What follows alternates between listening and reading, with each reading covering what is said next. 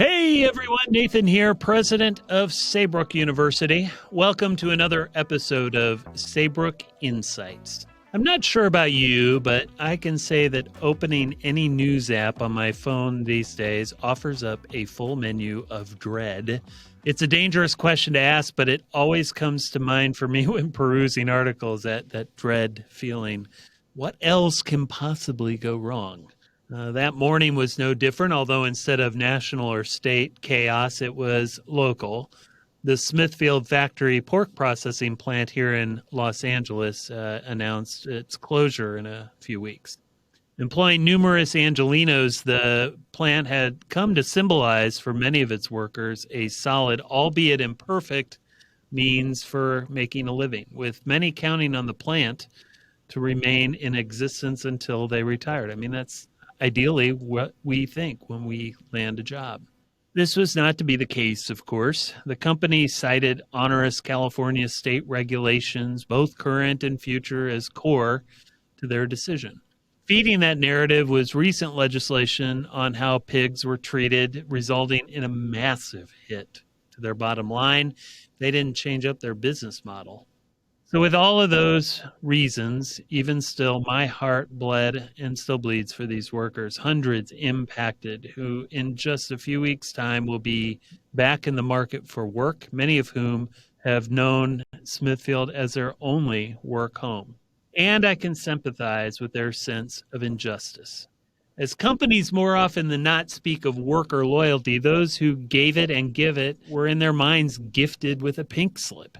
I remember growing up in the 1980s, I vaguely do remember the stories of plant closures around the country. Many in my family wondered if my granddad and uncle would retain their jobs in the local plastics plant in the GM foundry. They did, but as time progressed, future workers found themselves on the other side of the employment line with few prospects except to upskill. And at 50 or 55, reinventing oneself completely is never easy. As I think about this, I also marvel witnessing our own Saybrook students who come back to school, often in their own mid to late 40s, working to better their educational and career prospects. It ain't easy, folks, no matter the age, and hats off to people who can do so. The point ultimately being that abrupt shift to one's job or career has significant consequence for the individual, their family, and the community, even if you're going back to school. There's a lot that goes on in that. Our Los Angeles community, with the loss of Smithfield, is no exception. But it's easy to dive into recriminations of the company, specifically, and corporate culture more generally. The profit motive is often viewed as suspect at best, a capitalist scourge on society. Yet that isn't entirely a fair assessment. There's a both and. Public companies have obligations to their shareholders to maximize the value of stock prices through sound business practices and good profitability. Private, for-profit, and nonprofit companies and organizations, while not obligated to a public shareholder group, hold a similar obligation to operate efficiently and ideally at a profit or surplus to ensure long-term sustainability, to fulfill their respective missions and reinvest in the infrastructure. It's all a bit of an oversimplification, but the point is that running in the red, regardless of how an economy is structured, is simply not sustainable.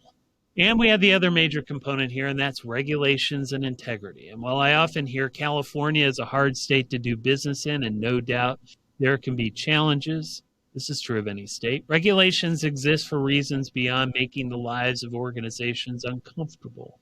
Regulations protecting workers, mandating proper methods to operate in an environmentally responsible way are just two examples that have vastly improved how we do business in our state and across the country. And yes, while the reality of the recent legislation pertaining to ethical treatment of animals was part of a voter-approved initiative, that legislation, now law, says as much about who we want to be as humans as it does about the affected. And of course, there are two other factors, probably many more for any economists listening to our podcast today: the cost of doing business and the ongoing deindustrialization of America. Living in California is expensive, and doing business can be pricey as a proposition. No doubt this is a pressure point, and the regulatory cost has an impact on organizational bottom lines. And then there's the continued deindustrialization of America, in which plant closures reflect the shift to an information economy. So many challenges and issues, but we're residing in the both and. All of these are connected. So we can't just simply say one bad, the other good. There's a lot to unpack here. Enter Dr. Megan Ratcliffe, faculty member in our business administration department.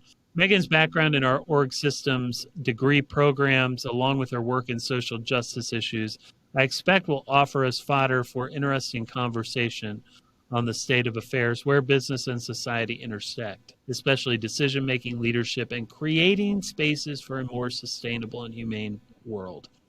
Her systems approach, which we'll get into, I have no doubt, is a unique way of looking at the world and organizational behavior. Should be fun. All right, let's get to it with Dr. Megan Ratcliffe.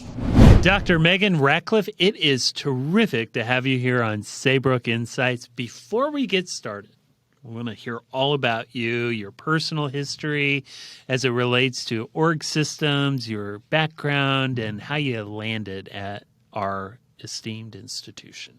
Well, thanks, Dr. Long, for inviting me. I'm delighted to be here and to share this journey that I feel like is pretty special for me. And also now I get to be a part of a really unique institution like Saybrook. So I'm delighted to be with you tonight.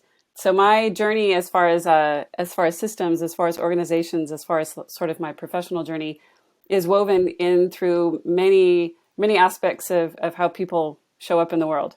So I have worked in Alaskan tourism. I spent a lot of time traveling through boats through these beautiful waterways in Alaska. I've also spent a lot of time helping in the education system. I was a stay-at-home mom for 12 years. I was a wedding coordinator and an event coordinator for over 300 weddings and events. Wow.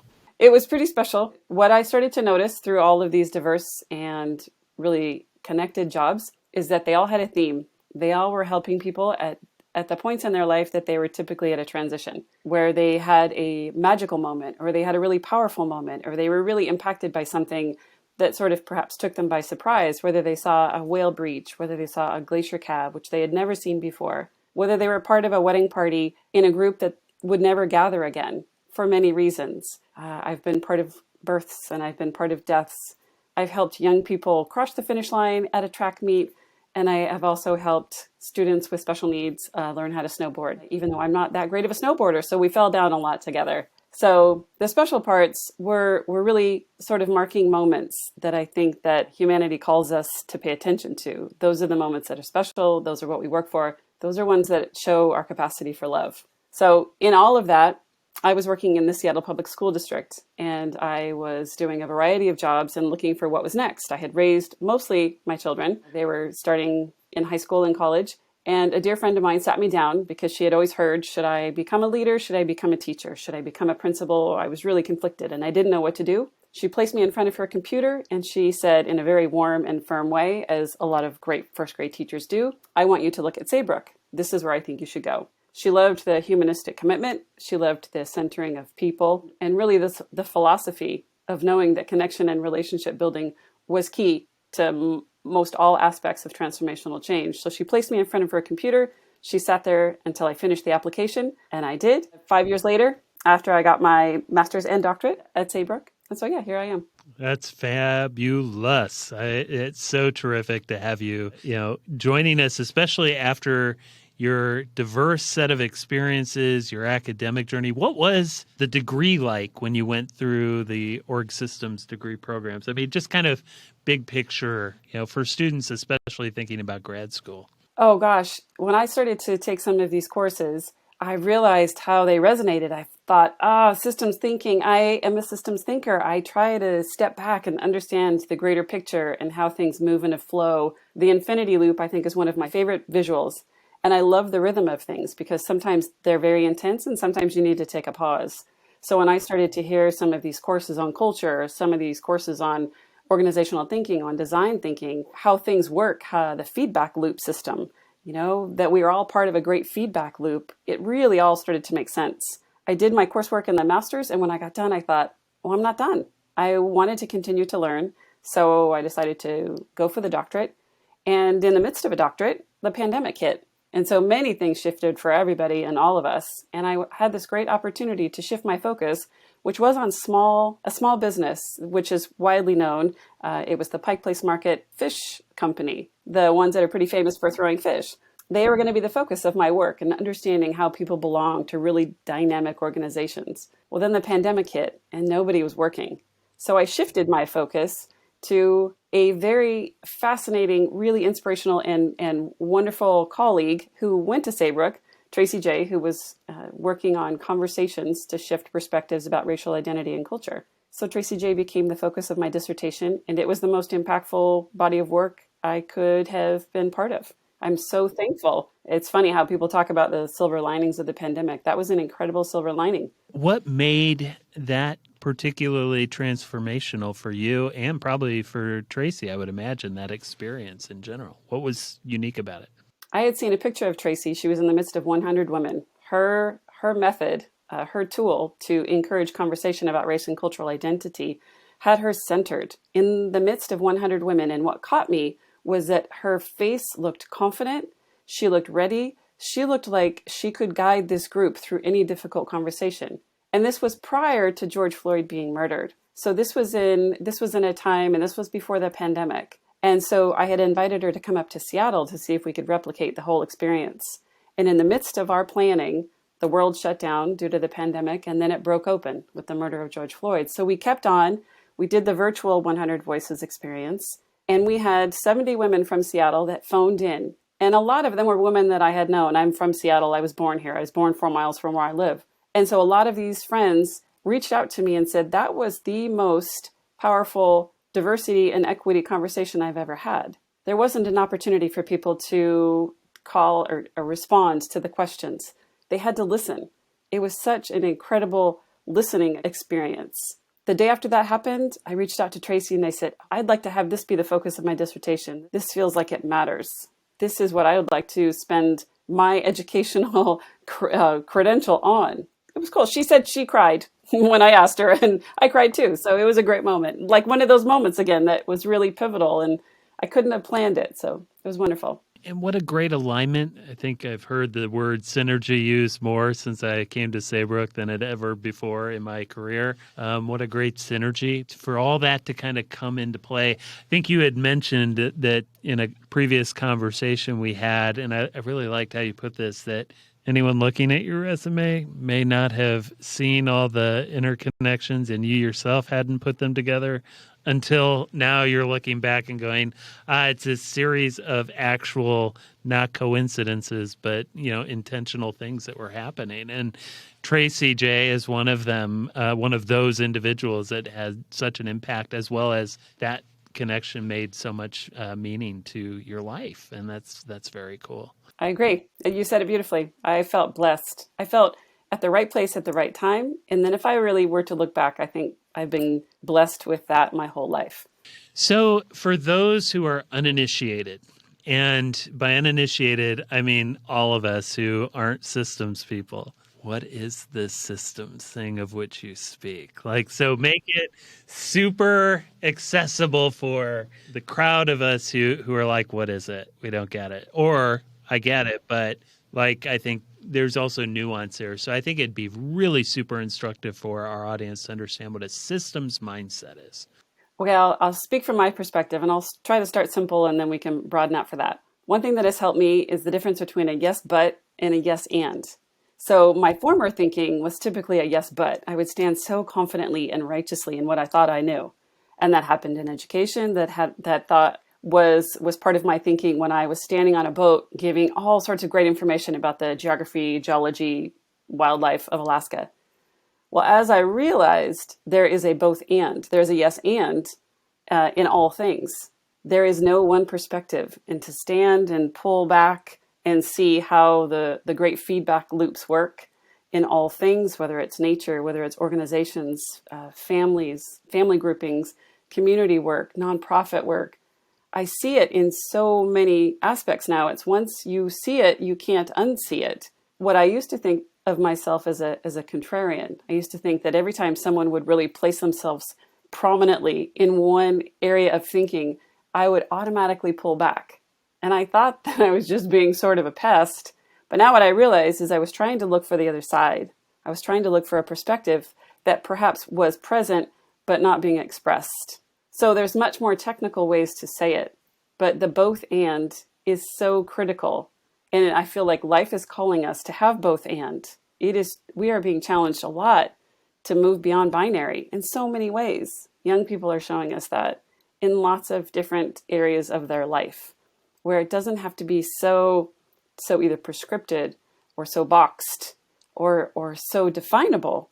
So in terms of organizations, it can be looked at as how all things are connected, how all things are interconnected, whether it's your accounting and your marketing and your human resources, your operations, your maintenance, all of those things. They really are so interconnected, and we often work in silos because people are naturally sorters. It helps to sort. It helps me to sort. So you have to fight the instinct to sort and think more. Is it fair to say that systems it's looking at how the parts make up the whole and how all of that works together in, I've heard the term synchronicity, but synchrony or synchronization.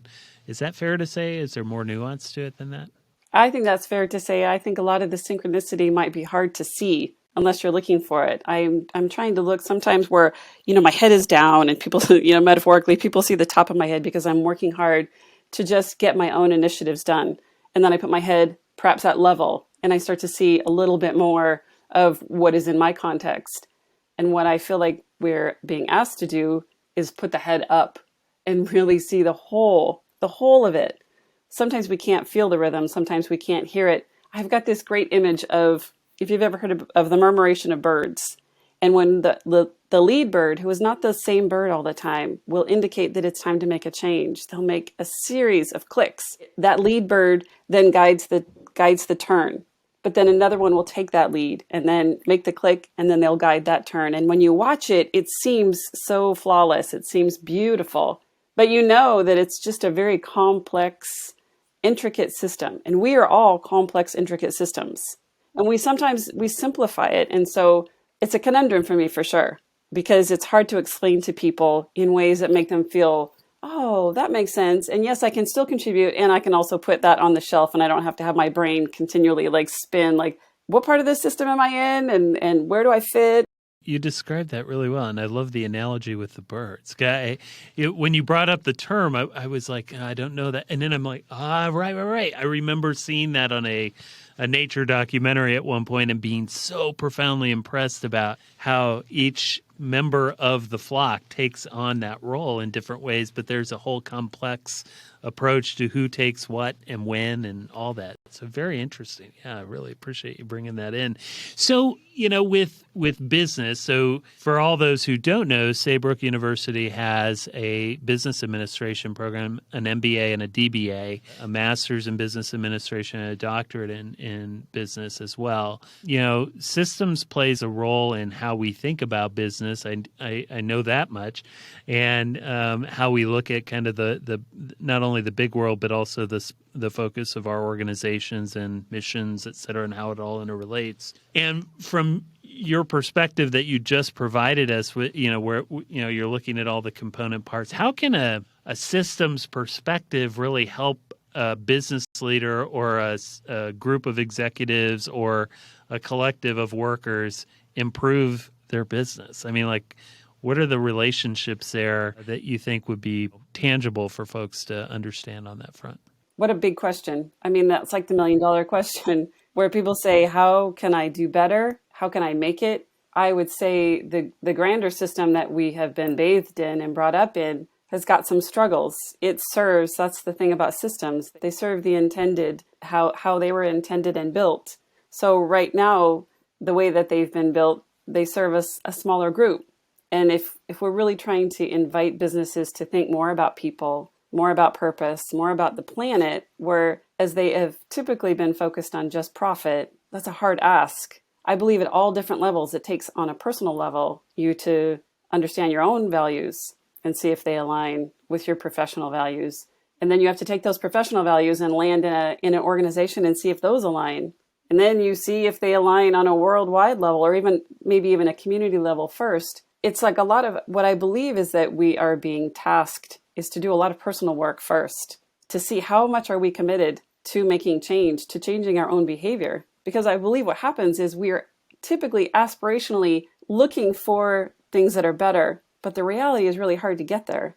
The aspirational values versus the lived values, I believe that's our gap, and that is where we are challenged. That's why it feels so frustrating, because those often don't meet. So even for business, their aspirational value is to be sustainable. Their aspirational value is perhaps to serve their individuals and their workers. But the reality is they have so many complicated systems to serve stockholders, stakeholders, the economy, the flow of goods, the supply chain struggles, the environmental struggles. Like there's so many things. So if I were to work with a group, part of it is sort of reframing how that all can feel.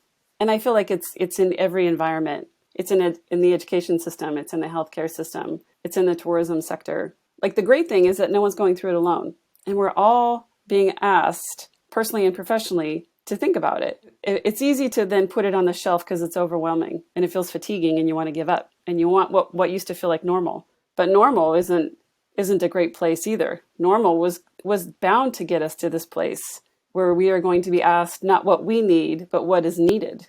We have to continue to develop this capacity to love and do better things for the planet, for people, for purpose, with profit. Yeah, all of it and then some. I really appreciate how you wove together the both and in that answer. Phil, who's our producer for the show, and for those of you listening, Phil is like a master at all of this, and we do some preliminary dialogues about the people we'll be talking with at the beginning of a week. And we were talking about the Smithfield plant closure here in Los Angeles. Lots of jobs lost. A lot of people angry with Smithfield, as you can imagine, because a lot of lives are upended. And I had very similar reactions. And I think every leader of an organization, I've had to make decisions that have not been all that palatable at times, with decisions around employment and layoffs, et cetera. But this is on such a wide scale. It was frustrating in such a way like, wow, this is going to hurt LA. It's hurting all of these individuals. And, Phil brought up the point. He's like, and they have a responsibility to shareholders and they've got all these other component parts to think about. And we got to talking about the complexity, the both and, right? Or, the yes, all of these individuals are impacted, and there's all these other consequences and issues related to regulatory environment, et cetera. So that's a long way of saying that, I really appreciated your way of looking into it. How do we address those big sticky issues, in business when it comes to, the state of the economy? Where are we with that? And how do we do that in a humane way? Because not every, business can't necessarily sustain itself if it just keeps operating with the same workforce, even though they're losing millions of dollars annually or what have you. So it's a lot to unpack there. So go at it from whatever angle you feel comfortable with. We're just chatting. So,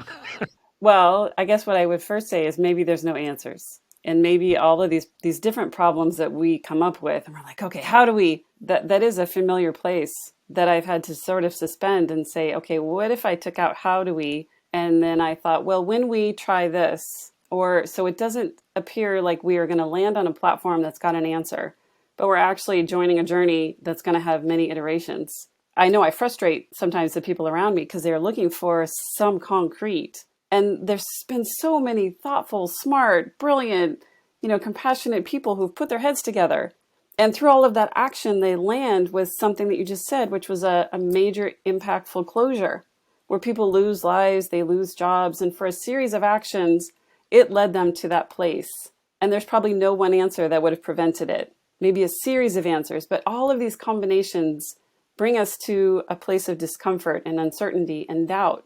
And we often don't talk about how to live in that or even how to work through that. How can we stand at the edge of exhaustion? Because that's what it feels like for a lot of people, probably for that whole group. And the story would be, oh my gosh, there's another thing. The reality is we're all sort of on the edge of something. And depending on how you frame the story, it could be that it's awful, or it could be, well, this is a place of regeneration, knowing that there's some struggles and consequences that come with it.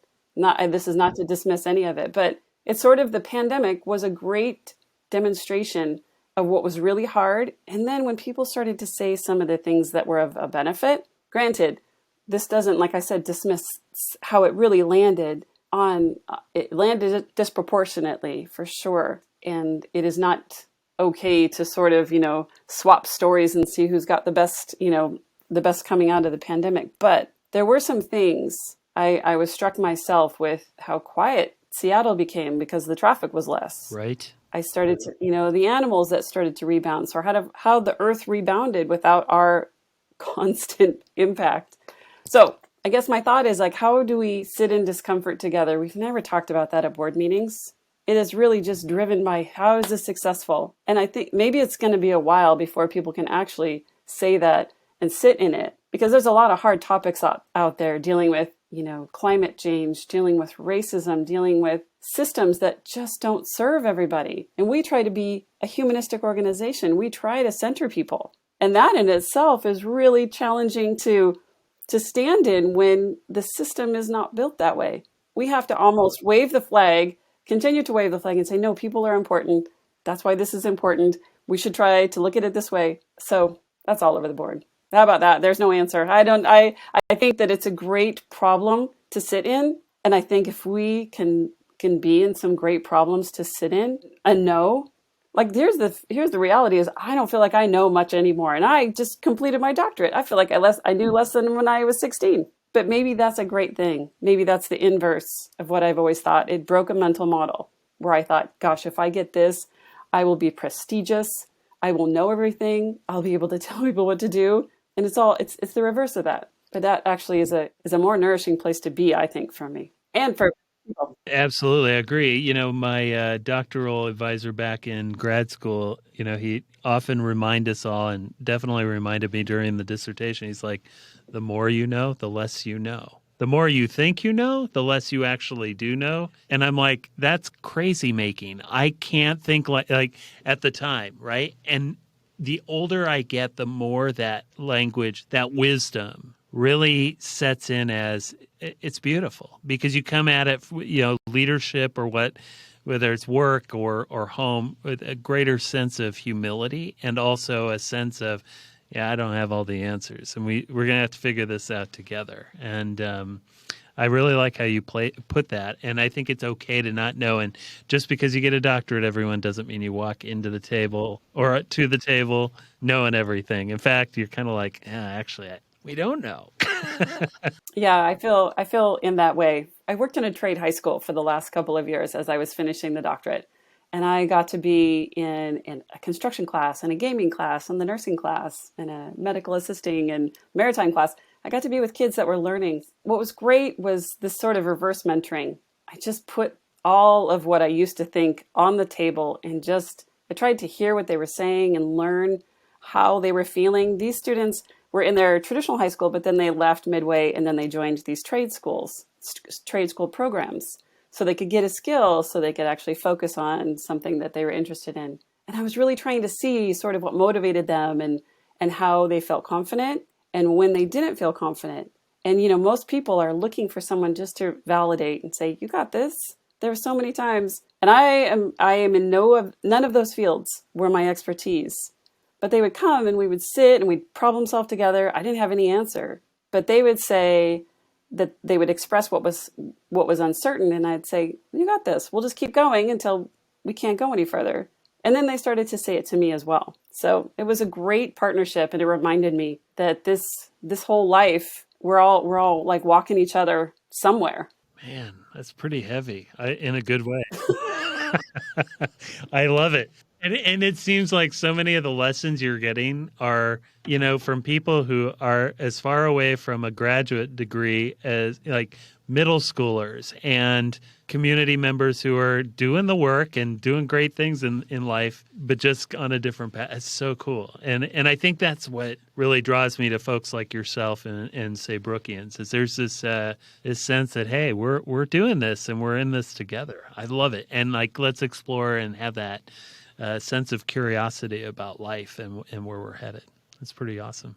So this whole economy thing that when I say the economy thing, it makes it sound like, the economy thing. But no, really, the economy is bad. We've got a lot of issues going on right now at the time of this recording. We've got massive inflation. We've got all sorts of things going on. Businesses are struggling or starting to struggle. And I'm going to say there isn't any better time than now to get your MBA, and Saybrook has an MBA. And I'd like for you to talk just for a couple minutes about what is the MBA program at Saybrook. This is kind of a new space for us. We've been in it for about a year and a half or so. What makes it unique to all the other MBA programs out there? Here's what I'm hoping that we are able to do for folks who have this interest in all of the things that create a typical MBA, which is a focus on economics and a focus on human resources and marketing and strategy, leadership and accounting, some of those foundational pieces. Well, there's something that's happening that we've been talking about. There is this transformation. So I think when you look at, like you said, the economy is challenged. Hiring and retention and recruitment is challenged. People are really reevaluating how they want to show up, where, how much of themselves should they bring to work? Can they bring their whole selves to work? So there's that first piece of all the foundational elements of an MBA. And then there's the reality that we're experiencing now, which is the fullness of humanity. Everyone is bringing all of that into whatever they do, including getting a degree, getting a higher ed degree. So what I appreciate about Saybrook and what I feel that we do differently is because we are human-centered, is that we do have these principles that I love. I have them posted, so I look at them when people ask me what it's about, because words make worlds, and there's a lot of folks that can really, thank you, Dr. Joanne Michael, that a lot of folks can sort of twirl around those things. So the things that I like to focus on, human beings are best studied in their natural context. And so if they're so inclined to be in a business environment, great, they can join our program. They can get those foundational elements of all those departments and, develop sort of the humanistic aspect of it too, where the human condition is taken into account. The human condition right now is in everybody's life, no matter who you talk to. I'm sure you as a leader feel it. I've got different, colleagues that I work with.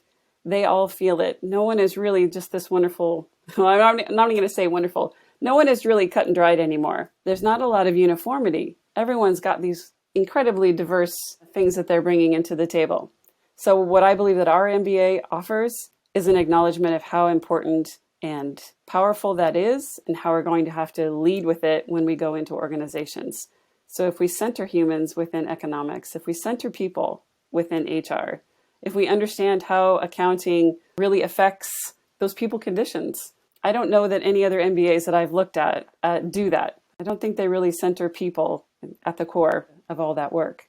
So if people are inclined, and if they're noticing what's going on, and if they're hearing leaders and managers and organizations saying, we don't know what to do about this, it's a great time to come to Saybrook and get an MBA.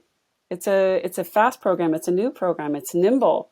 We've got fantastic faculty that have been brought together under this idea that we can get folks in, we can work with them, connect with them, develop these relationships, have these terrific conversations, do it all virtual, get them back out, and do the actual practical work that organizations need right now. So sort of a boot camp of sorts, business boot camp. Yeah, MBA boot camp. Get in, get what you need, and build out the connections, and then get out and stay connected, right? That's kind of the key. Absolutely, because you need that reinforcement. So there's one thing about being a shepherd, like shepherds, they let their flocks go, but they come back. They know where to come back for a sense of safety or a sense of partnership, or, when things just aren't going well, you know where to come back to. So you can get aligned, or I think that's the important piece. All the things that I've done in my life have always involved relationships, and those relationships have been super important, and they've maintained as to who I am right now. And I would hope the same thing for our MBA program.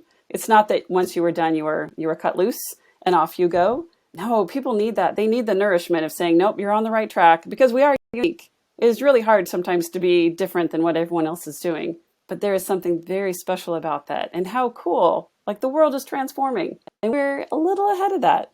So if we can bring people in and then They can join us in this thought partnership, in this scholarly practice, get some tools and all of these great classes and go back out there. How great is that?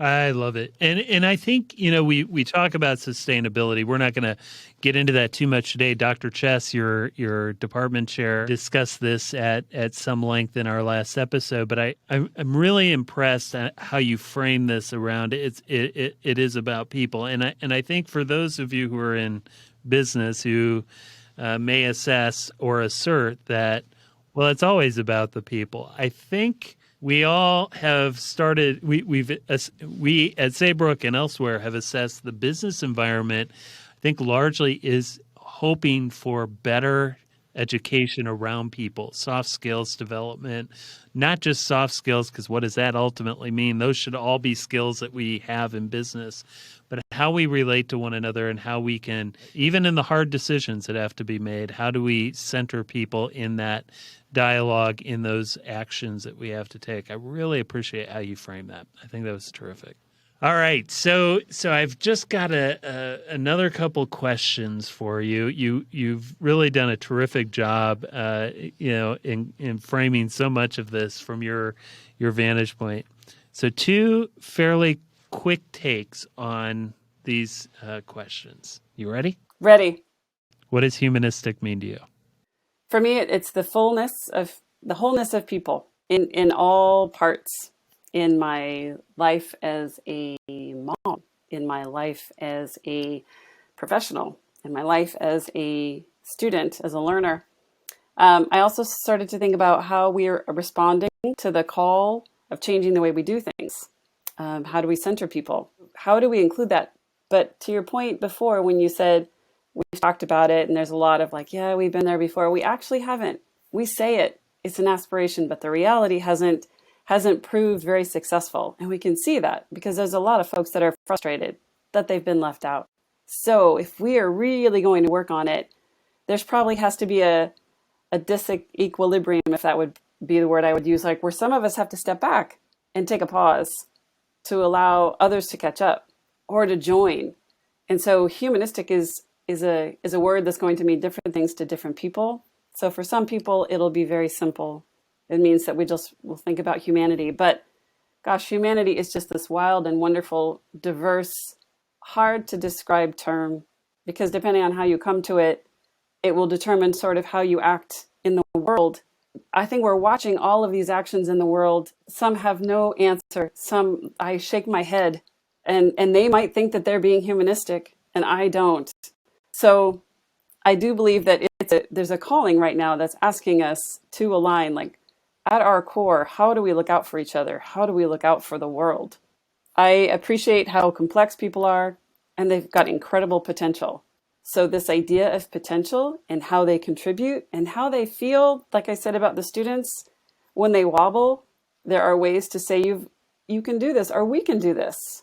It's actually not a you can do this. It's more like a we can do this, because I've changed my language. If I say you can do this all the time, it may imply that I've got it together, and I really don't. So if I continue to say we can do this, we're seeing what is needed, not what we need. And that's a huge reframe in my mind. So humanistic is centered on people, as it is like that, of course, yes, but it's the complexity and the potential. The complexity and potential of people. How about that, or both and? I like it. The both and And. the wholeness of the experience, as you noted. You said it. It was perfect. It was really beautifully stated. All right, last question for our interview today. You ready? Ready. Quick take. What can people do right now to make a positive change in the world? And we need three things. What are three things people can do right now to make positive social change? Got it. Number one, I would say challenge or check your assumptions. We all have them, and they all lead us to do things that guide our behavior and our thinking and our actions. So challenge or check your assumptions. Number two, commit to doing hard work. I don't believe the next decade is going to be easy, but it will be doable. So if we continue to say, oh, I can't do this is too hard, I just want it to go back to normal, that's not okay. We need the potential and we need the diversity, and we need the skills of all people. So you have to commit to hard work. You can't let this one go. People have been challenged many times in the history of humanity to step up. This is our chance to step up. We have to do it. And there's a value to it. So commit to doing hard work is number 2. Number 3, recognize contributions that go unnoticed. There are a lot of people that do things that don't get noticed. And they wonder, do I matter? Should I contribute? So my hope is that it would lead to number 2, that it would continue to encourage a commitment to work on behalf of all of us. So those are my 3. I mean, we have a lot of back-to-back interview sessions, right? And I don't know if there's one that's like higher than platinum, but we had gold, platinum, and I think, what is the next one? Is it like superstar? What's the mineral that's better than that? You were fabulous. Those are 3 terrific. Not that it's a competition, anybody. I mean, everyone who contributed, but those are really good. And I think they really connect well to everything else that you've been talking about during our session today. What a fabulous time with you, Dr. Ratcliffe. Megan, it's an honor, a privilege to have you. Dr. Ratcliffe is one of our faculty members in the Department of Business and Leadership here at Saybrook University. She comes to us as a true alumna, former student for sure, but also a business leader, an engaged community member, and a proud mom and family person. And we are lucky to have you here. Thank you so much, Dr. Ratcliffe. Thanks, Dr. Long. I really appreciate it. What a fun conversation. I'm jazzed. I think my family's not going to be happy because they're going to have the rest of this conversation all night long. Megan, terrific conversation today. Really thank you again for your time. I hope all of you enjoyed Dr. Ratcliffe as much as I did. Remember, she had 3 major takeaways for making the world a better place. Check those assumptions. Challenge your own assumptions that you have about others, about situations. That both and keeps coming up, doesn't it? Number 2, commit to doing the hard work. Not easy, but we have to show up and we have to get to it. And 3, recognize contributions among those who often go unnoticed in our workplace, in our family, in our community, can make a big difference. All right, if you want to see the video elements from today, we've created these segments, so please visit our Saybrook YouTube page. If you'd like to support the podcast, go to Apple iTunes and leave a 5-star rating and review. Subscribe so you can get episodes as they come out. If you're on Spotify, leave a 5-star rating and make sure to follow us. You can, of course, subscribe to us on most major podcast platforms, including Google, Stitcher, Pandora, iHeart, and Pocket Casts, among others. Remember to check our show notes for information on today's guests, including links to websites, books, etc. For more about our business administration programs, the MBA or the DBA, go to www.saybrook.edu to learn more. Click on Areas of Study and select the program. Or you can simply Google Saybrook University Business Programs or MBA/DBA. All right, everyone, take care. Be well. We'll see you next time.